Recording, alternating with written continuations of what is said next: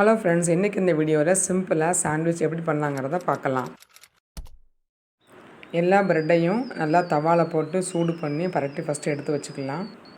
ஒரு பாத்திரத்தில் ஒரு டேபிள் ஸ்பூன் ஆயில் சூடான உடனே ஒரு தக்காளி, ஒரு வெங்காயத்தை நல்லா வதக்கிட்டு ஒரு சின்ன கேபேஜ் பீஸு, அப்புறம் கேப்சிகம், ஒரு மீடியம் கேப்சிகம் எல்லாத்தையும் போட்டு நல்லா வதக்கிடலாம்.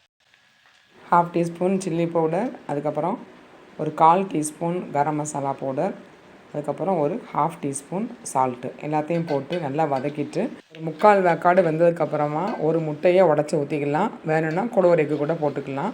இந்த முட்டையை ரொம்ப ஃப்ரை ஆகாமல் கொஞ்சம் ஒரு அளவுக்கு இப்படி ஒரு ஜூஸியாக இருக்கிற அளவுக்கு முட்டையை கிண்டிட்டு கொஞ்சம் ஃப்ளேவருக்கு பிஸா சீசனிங் ஆட் பண்ணியிருக்கேன்.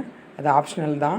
இப்போ நல்லா எடுத்து வச்சுட்டு இப்போது வெள்ளரிக்காய் லைட்டாக வேக வச்ச பொட்டேட்டோ இதை நல்லா ஸ்லைஸ் பண்ணிவிட்டு பெப்பரும் சால்ட்டும் போட்டு மிக்ஸ் பண்ணி ஒரு இடத்துல வச்சுக்கலாம்.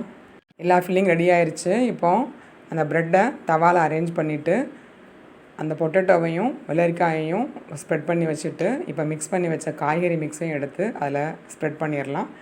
இப்போது இன்னொரு ப்ரெட்டையும் கவர் பண்ணிவிட்டு கிறிஸ்பியாக 2 பக்கமும் வர அளவுக்கு நல்லா ப்ரெஸ் பண்ணி எடுத்து வச்சுக்கலாம். வேணும்னா கொஞ்சம் சீஸை மேலே போட்டு ஸ்ப்ரெட் பண்ணி சாப்பிடலாம். அவ்வளோ டேஸ்ட்டான சாண்ட்விச் ரெடி ஆயிடுச்சு. ட்ரை பண்ணி பாருங்கள். தேங்க்ஸ் ஃபார் வாட்சிங்.